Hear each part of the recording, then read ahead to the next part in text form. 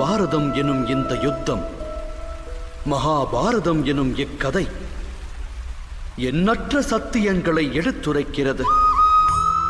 முக்கிய சத்தியம் யாதெனில், வேறுபாடும் பாகுபாடும் காண்பது குலத்தை வேறறுக்க வல்லதென்பது. அதை அழிக்கும் வழி யாது? அனைவரும் ஒன்றுபடுவது, தர்ம வழியில் நடப்பது. ஆகையால் அனைவரும் சிந்தித்து செயலாற்றுங்கள். மனிதரின் ஹிருதயமானது சுகத்தின் மீது நாட்டம் கொண்டு செல்வத்தை பெருக்குவதற்கு என்ன வழி என்று எப்போதும் தேடுகிறது.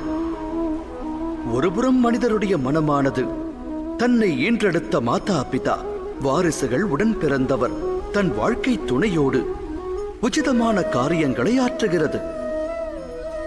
அவர்களுக்கு அநியாயம் இழைப்பதில்லை. தான் பெறும் ஆஸ்தி மற்றும் சுகத்தை அவர்களோடு சமமாக பங்கிட முயல்கிறது.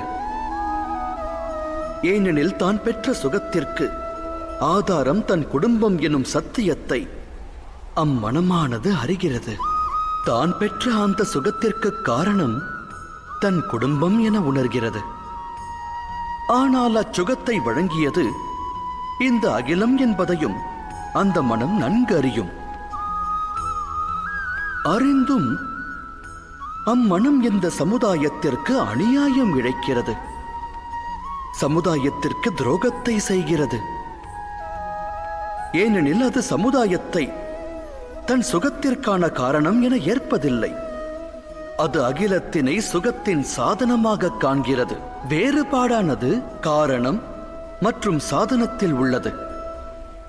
ஆனால் அகிலம் இறைவனுடைய திருவுருவம் என்பதையும் அதில் வாழும் ஜீவன்கள் இறைவனுடைய அம்சம் என்பதையும் மனிதருடைய ஹிருதயம் பரிபூரணமாக உணரத் துவங்கினால் அந்நியர் என்று அகிலத்தில் எவரும் இல்லை, அனைவரும் நம்மவர். இந்த அகிலம் நம்முடையது, இதில் வாழும் அனைவரும் நம் குடும்பத்தார் என்று உணர்ந்தால் குரோதம் எனும் உணர்வே உதிக்க இயலாதல்லவா?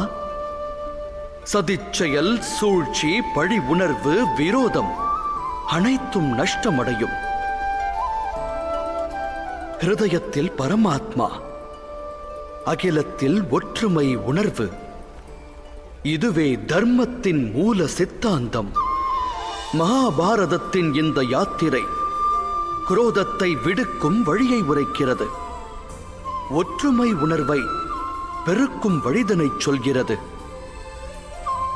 இனி இந்த பூமியில் வாழும் பிரஜைகளின் மனந்தனில் மகாபாரதம் எனும் இக்கதை வேரூன்றி நிற்குமேயானால் விளைந்த நாசம் இன்னொரு முறை நிச்சயம் விளையாது. எந்த ஒரு சக்தியாலும் இதன் மகத்துவத்தை குலைக்க முடியாது. இந்த யாத்திரையில் என்னோடு பயணித்த அனைவருக்கும் எனது நன்றியை தெரிவிக்கிறேன்.